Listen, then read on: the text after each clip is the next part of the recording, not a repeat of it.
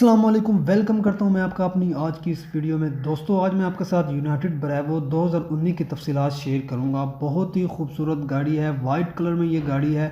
Registration गाड़ी की हुई है, बैंक से लीज पे ली गई है। इसके जो ओनर हैं वो आगे से सेल करना चाहते हैं और ये गाड़ी लाहौर के नंबर से रजिस्टर्ड है और ये अभी अवेलेबल भी रावी रोड लाहौर में ही मौजूद है। गाड़ी का इंटीरियर और एक्सटीरियर हम देख लेते हैं।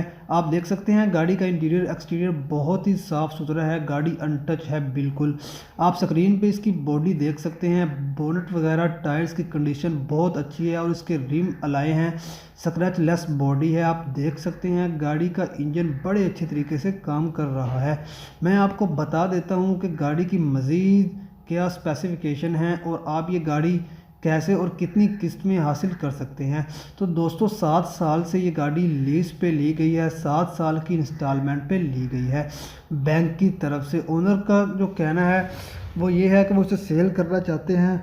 दोस्तों इसकी जो इंस्टॉलमेंट है वो 16,000 मंथली है जो आपको अदा करना पड़ेगी और आपको जो डाउन पेमेंट देनी पड़ेगी वो 3,75,000 है और बाकी जो पेमेंट है वो आपको किस्तों पे 7 साल में अदा करनी पड़ेगी। और आपको गाड़ी समझ में अगर आ जाती है तो आप मालिक से रब्ता कर सकते हैं।